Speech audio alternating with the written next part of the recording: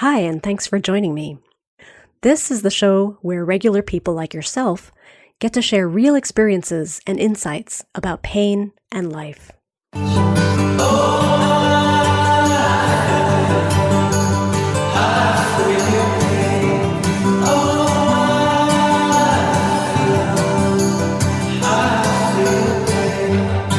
In these casual conversations, we're usually talking about a type of pain that strikes from out of the clear blue, while we're just living life, often doing everyday things that we've done with no problem before. But for some reason, one day, the body suddenly decides it's just had enough.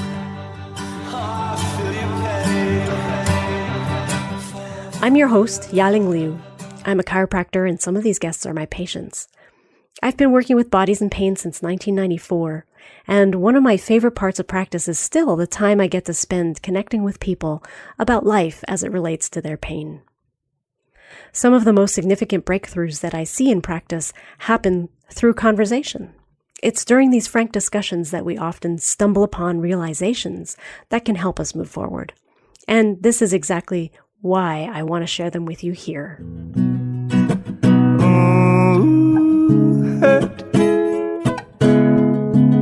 You're just doing what you should. Doing what you should.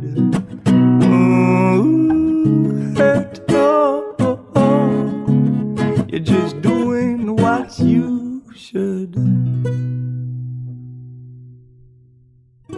Hey, welcome to the 4th episode in this debut season of the show. I am learning a lot as I go, which you may notice in the progression of the episodes as you follow along. Some of it's technical, some of it has to do with the stylistic details, and other things I'm learning are just about the mechanics of good conversation. One thing I'm realizing in doing my best to capture genuine emotion, as part of authentic conversation, allowing curse words to fly is just part of the deal, depending on the guest. And so you'll definitely hear some of that again in this episode. I also want to remind you today that we are listening to one woman's journey. The clinical specifics and the path she chose are unique to her and only her. In no way is any of the information she shares about her own case meant to be construed as medical advice for yourself. If you have pain or health concerns, please consult your own team of providers first. This week's interview made me think of a notion raised by a contemporary philosopher named Ernest Becker. Ernest Becker's life work was around the idea that the main thing that drives all humans, you and me, our sole motivation in everything that we do, is because of an unconscious fear of death, or avoidance of death. When I first heard of this notion some time ago, my knee-jerk reaction was, well, that's not me. I'm comfortable with my mortality. I've since come to realize that Becker's concept of death denial is much more complex, and if it's unconscious, then what do I really know about it? Becker's most memorable book is called Denial of Death. The basic premise is that human civilization is ultimately an elaborate, symbolic defense mechanism against the knowledge of our own mortality. You can't have pain without experiencing some level of fear, whether or not you're aware of it. Pain is distressing, no matter how familiar. I would venture to say that this fear comes from the reminder by the pain that we are not indestructible. And ultimately, that becomes a reminder of our mortality. Pain science is now giving us objective understanding of the biology of fear and its impact on the experience of pain. Plain and simple, fear makes pain worse in a real biological way. This begs the question then, if we can make friends with the idea of our mortality, could pain become more manageable by being less scary, less likely to turn chronic even? On the other hand, maybe you're someone who is not immediately alarmed by pain because you spend every day treating and holding other people's pain and soothing their anxiety about it. Today's episode explores the story of someone with decades of experience treating other bodies in pain through massage therapy. When it's time for her to dig in and get some answers about her own most recent pain episode, it takes her on a bit of an unexpected adventure. And while hers ends up being a little atypical, it's a case that does perfectly illustrate how sometimes routine body pain and inflammation can come from non-mechanical factors. I'm Kellie, and I've been a massage therapist just over 20 years. Well, actually, almost 21 years. I've been pretty active in my body all my life. I wouldn't call myself athletic, but I definitely use my body for activities like remodeling our house and major gardening stuff. I first got to know Kellie through patients of mine who were receiving massage therapy treatments from her. I have since received care from her myself and also had the pleasure and privilege to help her troubleshoot some pain she was having a few years ago when she presented as a patient to me. I always feel honored and privileged by the trust it takes to be a patient. Revealing pain and our true feelings about it is a very vulnerable thing to do. And that's true for anyone, but when you're a practitioner, I think it takes a special variety of humility to move from being the one with the answers to surrendering to someone else's care and judgment. A couple of years ago in the summertime, I had started a pretty aggressive exercise regimen. I went to a local gym 3 or 4 times a week. Really was enjoying it. So that started in July 2 years ago. And then in September, I had this pain flare. I felt pain radiating down the lateral parts of my hips into my upper thighs along the sides and all in my groin and lower back. And it just felt like a deep bone ache. One night, it kept me awake all night because I couldn't get comfortable. And I saw my chiropractor that I'd been seeing for years and years, and he adjusted me, and it seemed to fix it.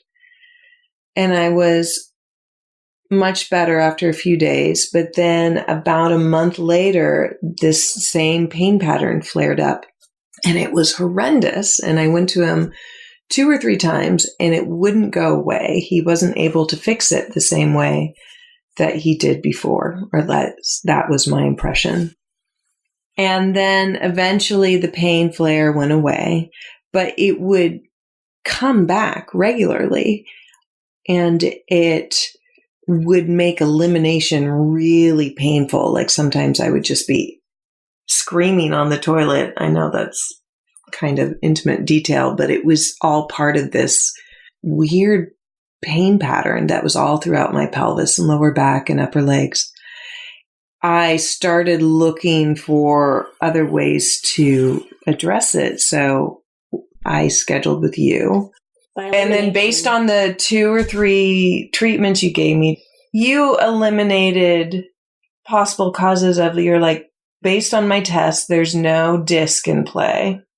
Based on x-rays, there's no compression. So the first question people need answered is, what's causing the pain?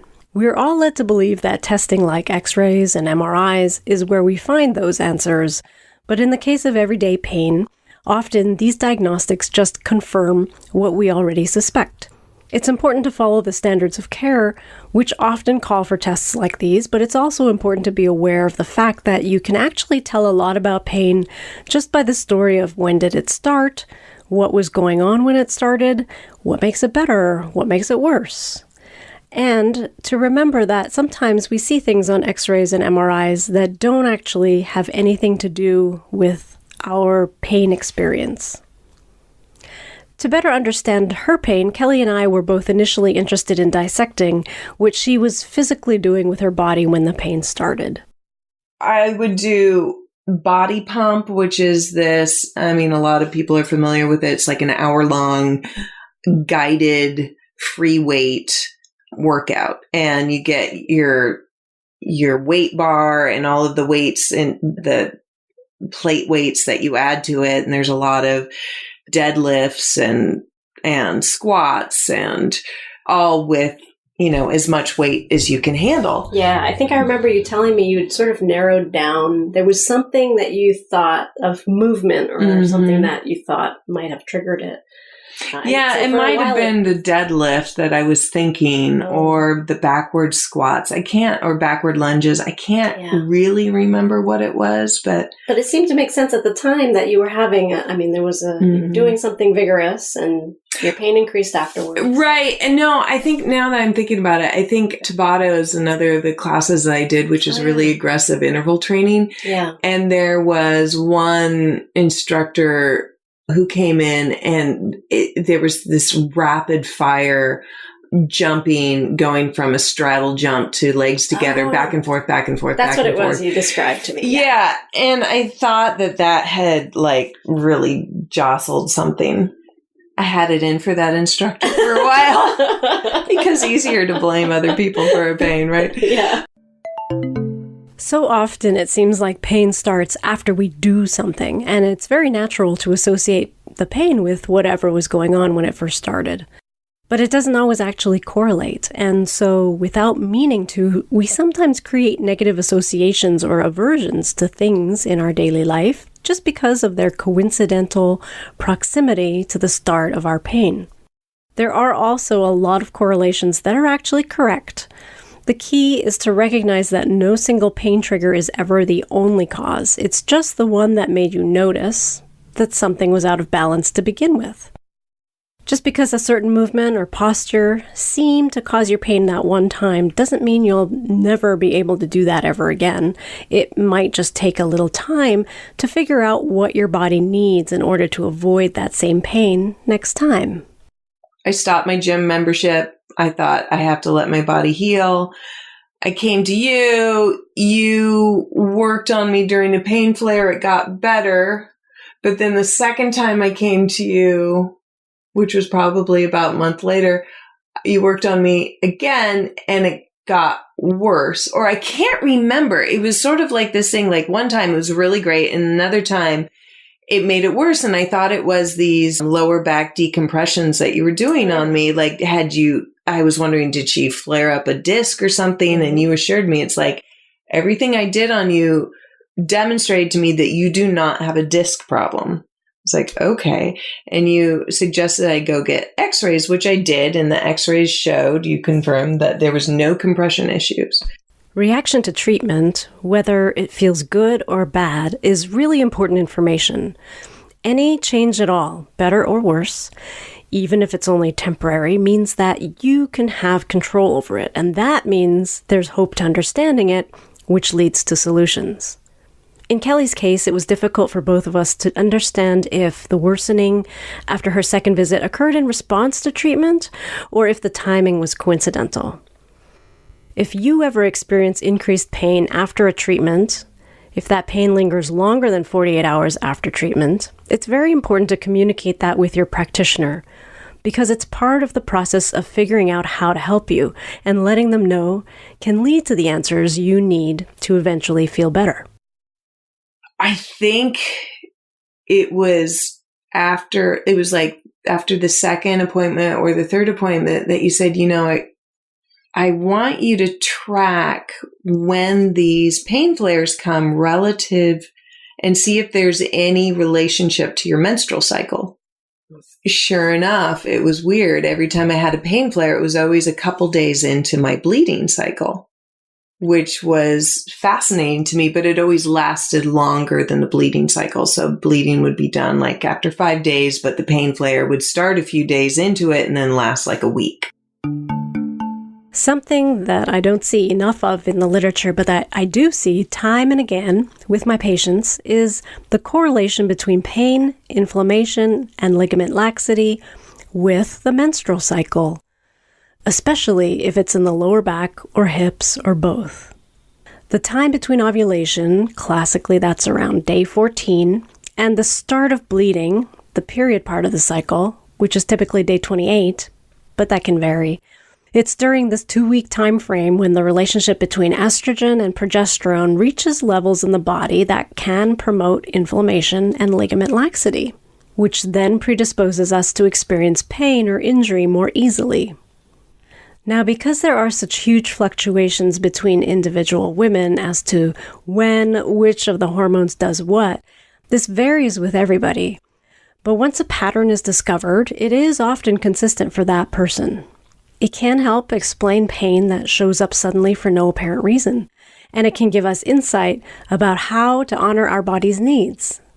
Just like noticing if you're a morning person or an evening person, to better understand when you're at your best during the day based on your personal biorhythms.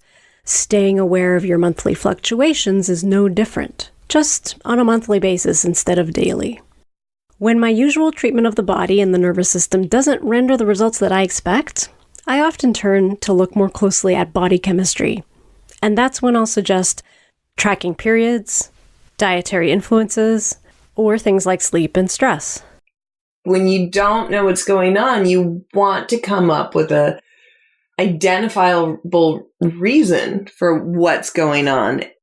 It's interesting how I tried all of these other things before just like getting the freaking colonoscopy. But then that's also informed by healthcare costs. As you'll hear more about in a little bit, one of the recommended follow-up tests was a colonoscopy because of how Kellie's pain still seemed sometimes to coincide with or increase with her bowel movements. My husband and I, being self-employed, we buy healthcare on the exchange, and we had the silver plan, which meant $3,500 deductible each, and then like $9,500 out of pocket max. Oh, so pretty steep. So nothing paid for in terms of procedures like this. Like we could see the doctor, like our primary care doctor, for a copay, but for major procedures like this, nothing paid until we meet our deductible. And then after that, like 80% paid. And because my deductible was so high, they wanted to have a down payment because it was going to be at least like a $2,800 procedure. That's interesting. I hadn't heard that before. Yeah. So with a high deductible, they wanted us to pay like $1,500 up front. Wow. I just, that's costs influencing healthcare. Mm-hmm. I couldn't do it. We're not flush on cash. Kellie is describing her challenge with the insurance plans that were available on the state health exchange that year. But hers is not a frustration unique to people using the exchange. It's industry-wide and has slowly been getting worse year after year. With the growing insecurity of healthcare legislation in the U.S., insurance companies have been slowly shifting more and more financial responsibility onto the patient. If it's not increasing deductibles, it's the copays or the coinsurance percentage and allowable maximum out-of-pocket limits. It seems exciting and a privilege to have insurance until you need to use it and realize how little coverage it often offers. And if you have good coverage, the premiums are often sky high. Unless you are one of the lucky ones who have good premium benefits through your employer. When I'm making recommendations for integrative care to coordinate and support patients' care with me, to increase chances for follow-through, I'm usually thinking of path of least resistance. In addition to proximity to work or home, I do end up having to narrow down options based on affordability and insurance coverage. The reality is that cost due to insurance coverage is a deal breaker for so many patients.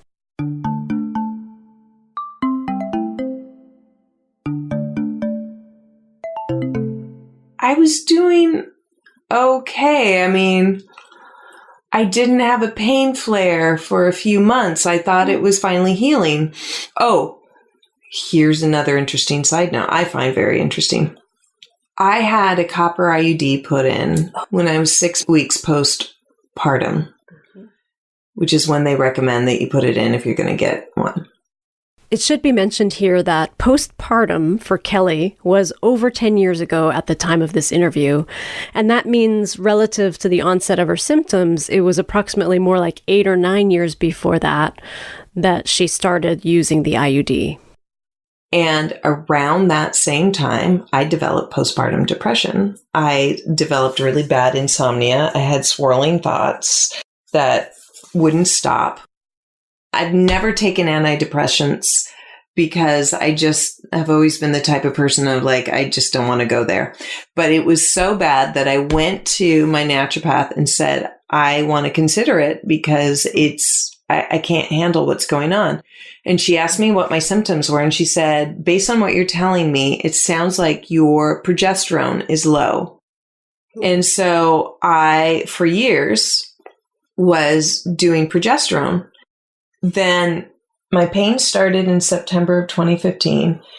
In November of 2015, I started getting migraines around my cycle, related to my cycle. And my naturopath said, that tells me that you need more progesterone, because migraines, menstrual migraines, are due to low progesterone relative to your estrogen. So she bumped my progesterone up a really high level.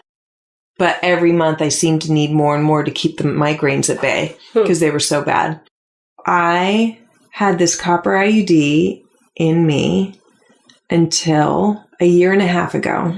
Finally, she said, you know what? I think we need to have you take out the copper IUD and put the Mirena in that actually has progesterone in it, because that'll be a better delivery of progesterone than the cream or the, pills I was taking. Interesting. I had that set up, but at the last minute decided to just have the copper IUD out and not have the Mirena put in. Oh, right. And that was because I had read online from an Ayurvedic doctor, and this is me going the natural route, that copper is a hormone disruptor. I think that the IUD probably played a huge role in creating a large amount of inflammation in the pelvis. That is Dr. Dericks. She's a naturopathic physician and an acupuncturist who practices here in Seattle. Her practice focuses on women's health, with a multitude of modalities, including holistic pelvic care, which is a treatment technique pioneered by a physical therapist named Tammy Kent. It involves manual work with the pelvic floor and related structures. So Dr. Dericks turns out to be a very good resource for this particular topic. And she was kind enough to sit down with me in her office and take a few minutes to clarify a couple of the topics that came up as Kellie's describing her journey. It's really common for women who have the Paragard, which is the copper IUD placed, to feel that their whole body is inflamed. Kellie asks herself a really good question. If copper is a hormone disruptor and this is wreaking havoc on my system, what happens if I just get rid of this IUD? So at this point, you might be asking yourself, what is a hormone disruptor and why does it matter? This is what Dr. Dericks has to say about it. Hormones travel throughout the body and turn different things on and off and support different cycles and processes. Endocrine disruptors mimic estrogens and other hormones, and so they actually will go into the system. They bind to those same receptor sites and they do what an estrogen would do, but in a more negative way. The reason endocrine disruptors impact us in a more negative way, as Dr. Dericks says, it's partly by sheer volume. Compounds in our environment that masquerade as hormones in many cases mimic estrogens. Exposure to these substances can flood our system with far more of these imposter hormones than what our body would naturally be producing, which is why regulation of so many functions can go haywire. So you might think, wow, I really need to avoid exposure to these kinds of hormone-disrupting compounds, right? Well, what's equally important, though, is supporting your body in its natural cleanup processes, which are going on behind the scenes all the time. The ways we eliminate waste products or excesses of any kind is through three main pathways, two of them having to do with elimination in the toilet, urine and stool, and the third is by sweating. We can't always control our exposure to hormone disruptors, but we can control and support optimal elimination by these three avenues. And in relationship to that, Dr. Dericks brings up another good point. Constipation leads to the reabsorption of estrogens. So not only can we be in an estrogen dominant state because of the environment that we're in, but if our guts aren't functioning optimally, we reabsorb all of the estrogens that our bodies are trying to get rid of, which means we just have this upward cycle of estrogen. Higher and higher concentrations. Here's yet another interesting tidbit that Dr. Dericks mentions about these sorts of hormone-disrupting chemical compounds, which adds some perspective on Kellie's situation, as you'll see a little bit later. And then the other piece of it is that a lot of these same chemicals are also mitochondrial disruptors. So they inhibit the body's natural process of detoxification, and they inhibit the body's natural process of being able to function optimally. So now you have cells that are being programmed to grow out of control, or having that receptor influenced to grow all the time, and they can't regulate themselves.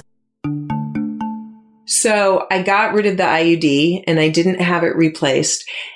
And I kid you not, from that point on, I needed less and less and less progesterone, because I could tell the way my naturopath had told me, like, if you need progesterone, you have all the symptoms of breast tenderness or migraine or insomnia.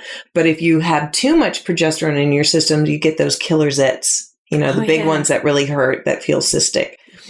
So I kept having to back off the progesterone because I'd be getting these killer zits. And so finally, after about 6 months, I didn't need any progesterone. I had no more headaches, no more indicators. Cool. And so that was interesting. And simultaneously, June 2016 was the last pain flare I had for several months.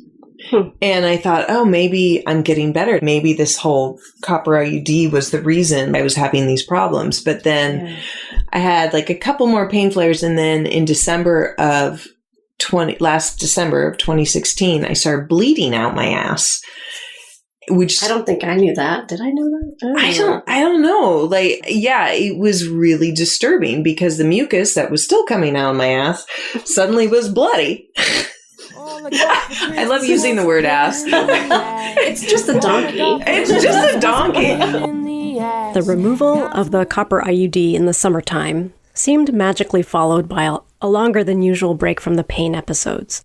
But since her attention was now tuned into her bowel movements, GI, and pelvic health, Kellie started noticing unusual anal discharge that turned bloody by wintertime, and some of the pain starts to come back too.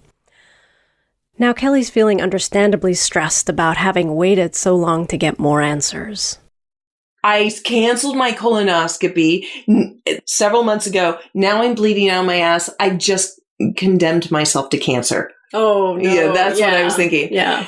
Jeff and I decided, not knowing what was going on with me, that because we had to re-up our our insurance on the health exchange, so we bumped up to a gold plan. Right, that was December. Yeah, that was December. Mm-hmm. And I scheduled a colonoscopy for after the first of the year. There's nothing quite like bleeding from an orifice to get you to the doctor's office. Kellie was definitely motivated, and she'd soon be insured adequately enough to get back on the schedule for more elaborate diagnostic testing. But while she was waiting for her new insurance to kick in, she was anxious enough about the matter, for good reason, that she decided to go to one of her trusted local doctors who she could afford in the meantime. He had a way of doing like a mini colonoscopy. So he had this little scope that he stuck up my butt and was able to just look around the sigmoid and rectum. Good. And he just saw that there was a little hemorrhoid on the inside. Oh. Which really, assuaged my fears. But I decided to keep the colonoscopy appointment because I was just not going to mess around with it. Now you had coverage. And now I had $1,000 deductible and didn't need to do the down payment. Luxurious. I know. So the colonoscopy, everything looked fine tissue-wise. He's like, except for this fact that there's this big bulge in your rectum. So then I had to go for further diagnostics, and including ultrasound, intravaginal ultrasound, CT. Then the CT saw the mass, and then I had to go in for an endoscopic ultrasound, which meant I had to do a whole other colon clean out. The biopsy from that indicated that it could be endometrial tissue. And then I had to have an MRI, and I was scheduled for surgery. And here you are. And here I am. I had a total hysterectomy. I had the tumor, the part of my colon with the tumor taken out, because I don't think it was mentioned that what they found was an endometrial tumor in the wall of my rectum that was about 5 centimeters. And what's interesting to me is that was causing you pain that you legitimately mistook for hip pain, low back pain, something more physical. Yeah, but if you look at where it is, it was located just in front of my sacrum. So it's right by what they call the cul-de-sac. It's part of the rectum that actually sort of bends right at the sacrum. So you think of all the nerves that are coming out around the sacrum. I mean, if there's a mass in there that inflames up due to, endometrial tissue swells during the menstrual cycle. So suddenly, I mean, wouldn't it make sense that would create a pain pattern that's going down all that area? It does to me. Sounds like where this patient did have her endometrial tumor is in one of the most common places. Oh. And that site can often be, people can think that it's actually an irritable bowel disease because of where it's located, because it can mimic so many rectal discomfort symptoms, right? Pain with defecation, bloating, just discomfort sitting. That's Dr. Dericks again, reinforcing the fact that the symptoms during bowel movements was a really important piece of this pain complex. Before talking to Dr. Dericks, I didn't know that this is such a common location for these sorts of endometrial masses. The sacrum is the flat bone at the very bottom of your spine. It sits between the larger hip bones where the legs attach. Some people refer to this as the tailbone, but it's not quite the tailbone anatomically speaking. The coccyx is the name of another bone attached to the end of the sacrum, and that actually looks more accurately like a tail. There's a nerve plexus that sits right next to this bone, the sacrum, and Kellie's right about having her mass located right up against the sacral plexus of nerves. And that explains why she was so uncomfortable with pain radiating into her hips and legs. And what about this pain anyway? Her problem all seemed to start with pain in the lower back, hips, and legs. And that alone didn't seem terrible necessarily. There was also pain sometimes with bowel movements, and that's not always uncommon for women who have difficult menstrual cycles. But what Kellie described was pretty intense pain and a bit unusual for her. All the symptoms seemed to follow a monthly rhythm of sorts, but lingered long enough with each episode and varied in length and intensity to still be confusing. The point is not to panic every time you have pain. You don't have to constantly worry that it might be a tumor. But this case illustrates perfectly how much internal biology influences physical pain. You don't have to have an endometrial tumor to have some low back discomfort that might be related to pelvic organs. Ovarian cysts form every month, and many women feel the effects of this as pelvic pain during ovulation. And some feel it as lower back pain. Some women routinely experience thigh pain during their periods. I've seen constipation occur in conjunction with low back pain in men and women. Persistent diarrhea can cause inflammation that sometimes accompanies lower back pain as well. Perfectly benign uterine fibroids can grow to a size that disrupts circulation and increases inflammation, also contributing to lower back pain. For men, there's prostate congestion, the extreme form of that being prostatitis. One of the presenting symptoms of that is low back pain. None of this means that you can't also have mechanical issues contributing to your pain. A lot of these things don't happen in a vacuum, and we are not just a stack of bricks. We are a dynamic ecosystem of checks and balances between organs, muscles, and bones, and our nervous system governs all of it. So if you find yourself wrestling with your quote-unquote stuck joints or tight muscles, you might actually need to take a wider focus and find out what your nervous system and organ systems are doing to contribute. Surgery was September 19th, and here I am. Yeah. And now you've got the contrast of your pain before versus the pain of surgery. Do you have any thoughts about that? I think there's certainly an element of knowing what it's from versus not knowing what it's from. Ooh, that's a good point. So when prior to the diagnosis, there was this terror that got heaped on the actual experience of pain because it felt so wrong. Something was definitely wrong when I was sitting and trying to have a bowel movement and it was causing a huge amount of pain. My mind would go like, I know there's something not right here. It just didn't feel explainable. And then necessarily my brain would go to cancer, something bad, like, because I don't know what it is, right? So you think that made it even more painful? Oh, yeah. Well, I feel like it just added to the trauma of it. There's the pain, but now I know what my pain is from.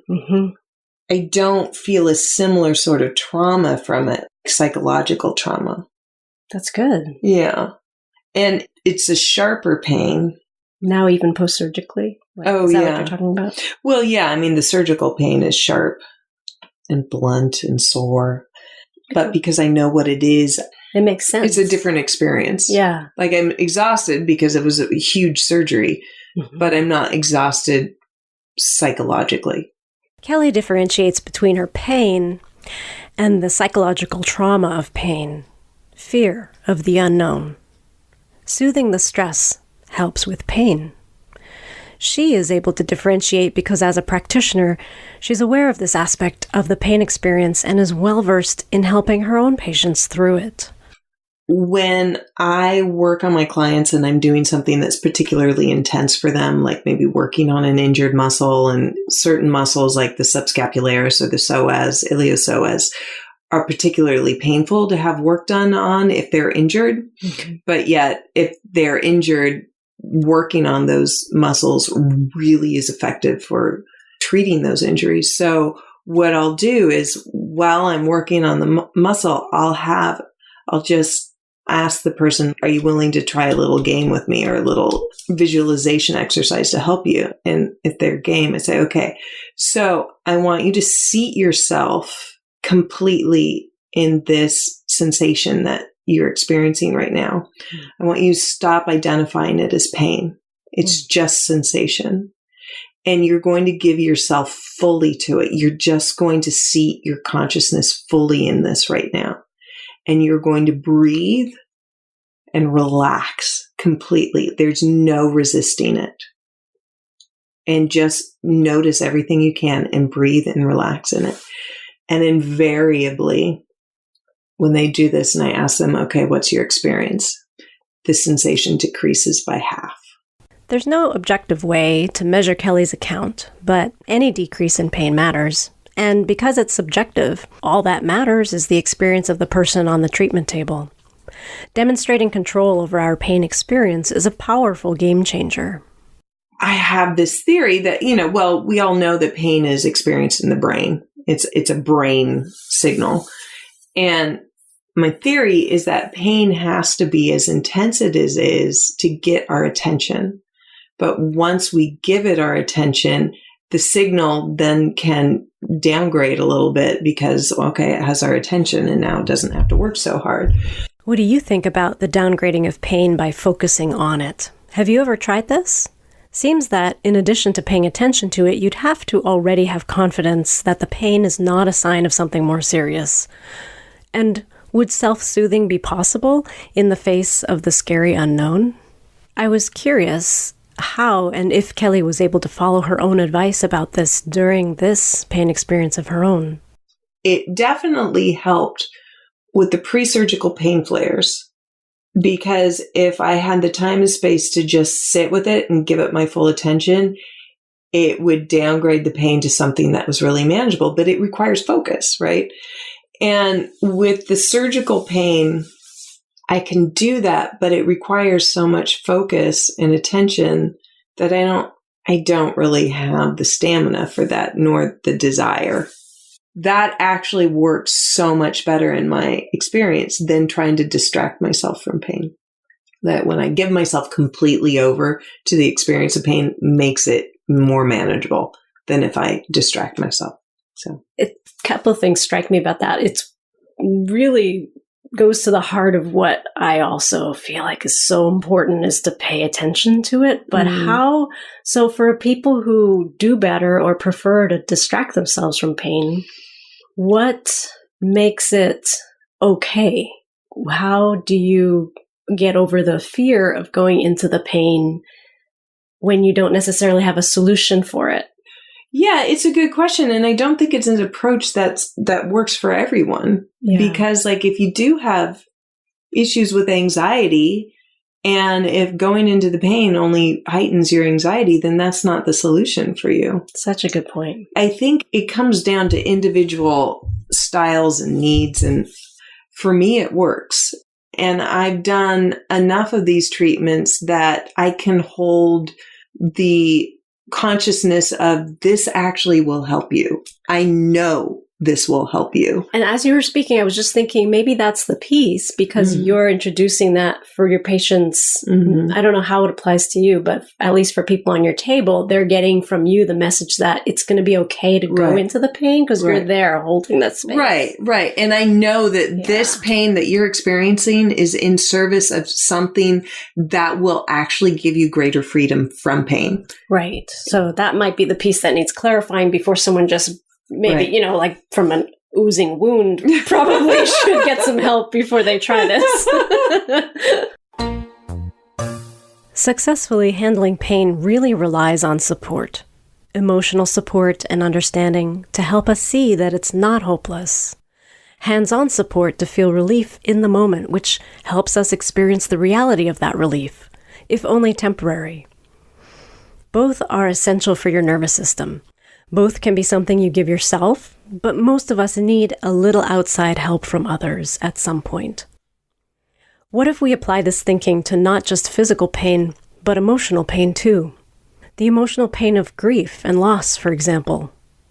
Emotional support with hands-on support. As I mentioned, my surgery was on a Tuesday on September 19th. So on Thursday, the 14th, my father, who had been battling dementia for several years, was admitted into hospice with an infection, then gauntlet septic.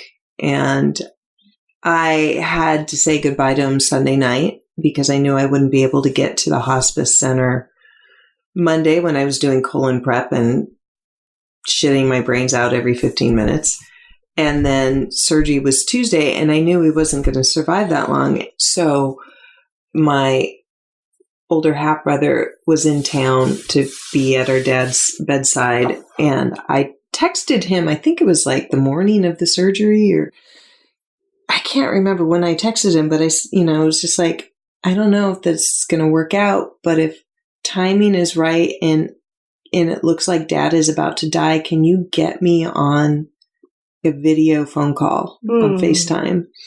And because I would love to be able to be a part of that process and be able to speak to him as he goes, Yeah. And, he was far gone. He was, just all drugged out on morphine and really wasn't coherent.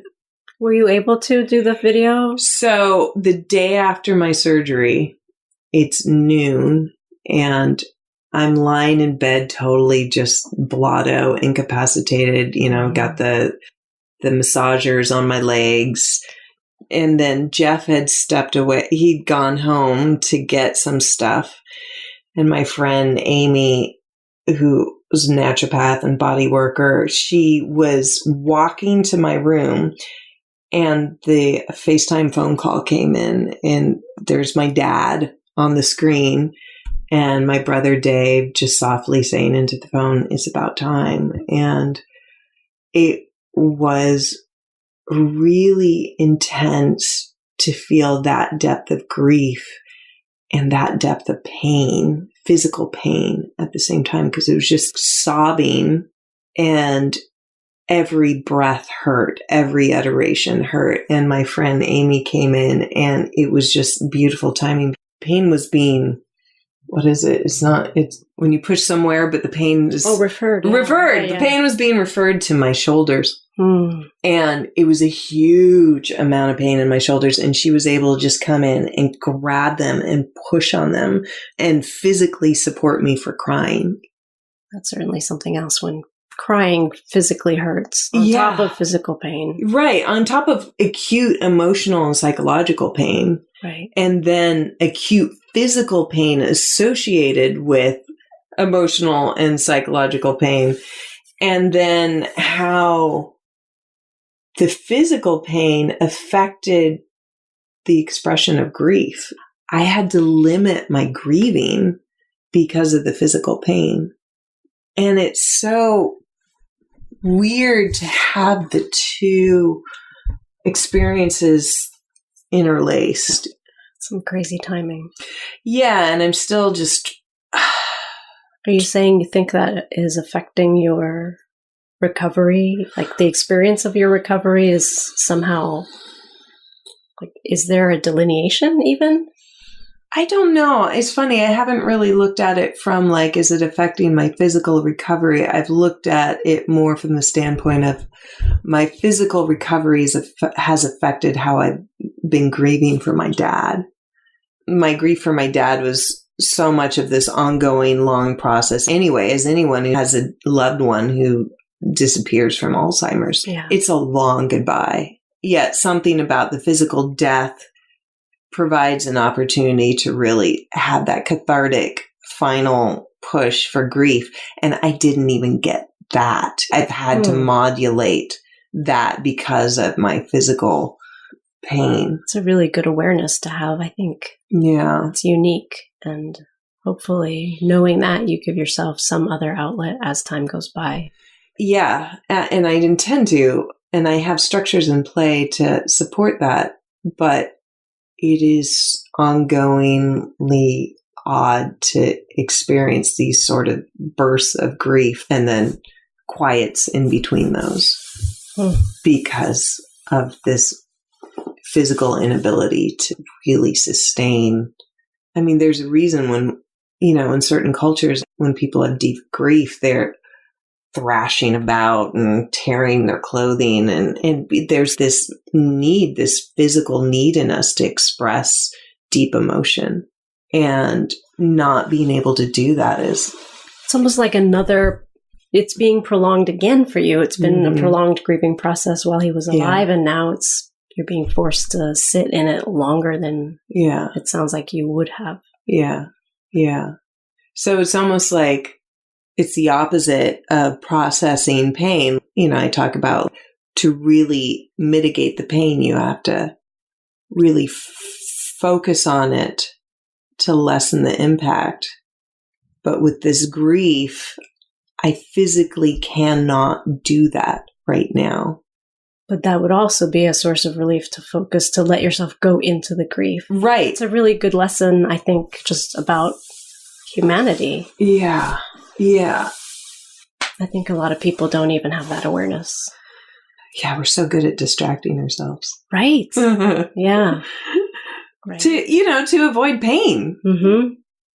And it's like, well, actually, I don't know. The more I look into it, the way out of pain is to actually just really get very present with it. Not in a hypochondriac way. There's a difference between obsessiveness and presence. I was just going to say, I wonder where that goes. Where's that line? Right. Where you stop wallowing or?